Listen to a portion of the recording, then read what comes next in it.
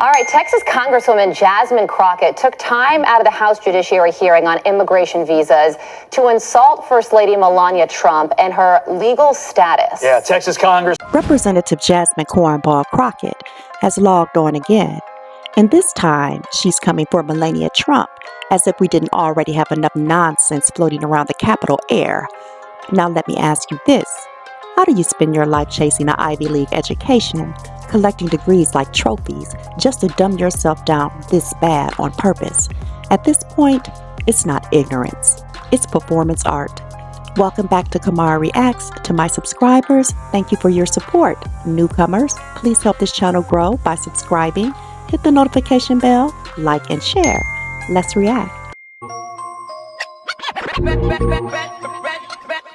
Ready or not? Ready or not? Here I come. Can't hide. Gonna find you and baby. Yo.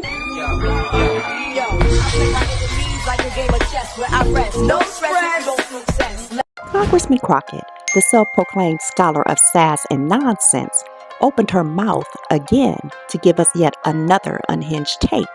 This time, dragging Melania Trump into the immigration debate like that woman isn't somewhere sipping tea in silence, minding her business. That people should show up to their meetings and appointments. Last time I checked, there's a lot of people that are actually being grabbed as they are going in for their appointments. In fact, we know that one of the candidates that was recently running in this mayoral, he ended up being arrested because he decided that he was actually going to escort people that are actually showing up to their meetings.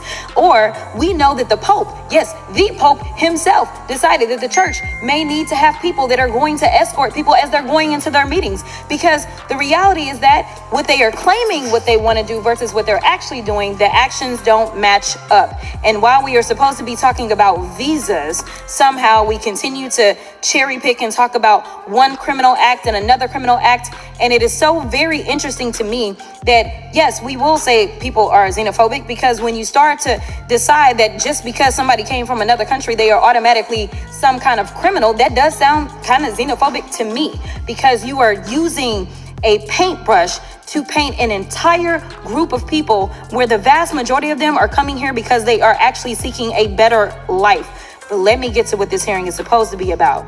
The idea that Trump and my Republican colleagues want to restore integrity and security in the visa process is actually a joke. Let me be clear. Integrity is not snatching lawful visa holders off the streets and throwing them into unmarked vans. Integrity is not revoking visas based on social media posts that hurt somebody's little feelings because kids decide that they want to go after Trump or this administration. We have a thing called free speech in this country.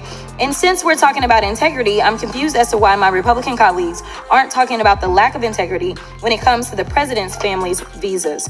Let me remind y'all that Melania, the first lady, a model, and when I say model, I'm not talking about Tyra Banks, Cindy Crawford, or Naomi Campbell level, applied for and was given an EB-1 visa.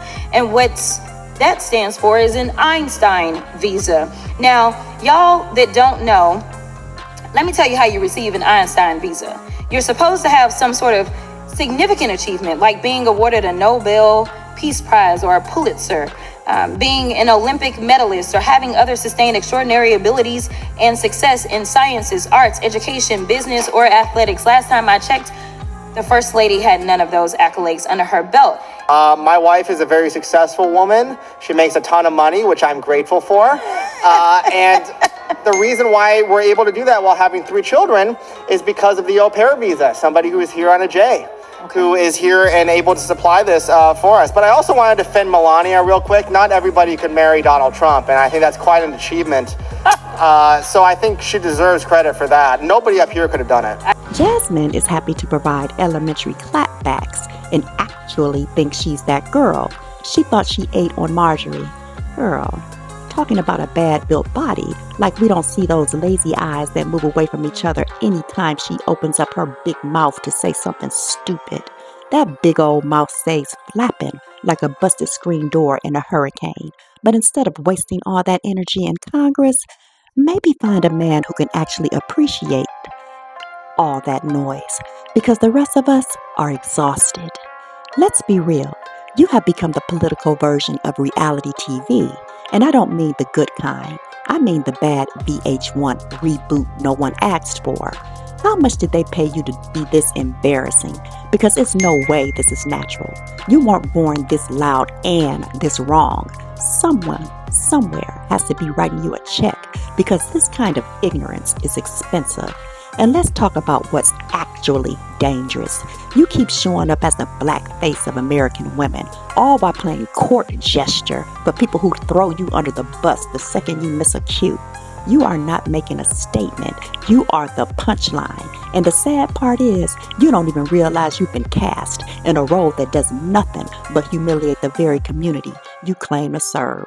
So Jasmine, next time you want to drag Melania, ask yourself this. What has Melania ever said or done to you besides exist quietly with better posture and more sense? You're embarrassing yourself. And unfortunately, the rest of us are being forced to watch. Thank you for watching. Please like, share, and subscribe. Don't forget to hit the notification bell, and I'll see you on the next one.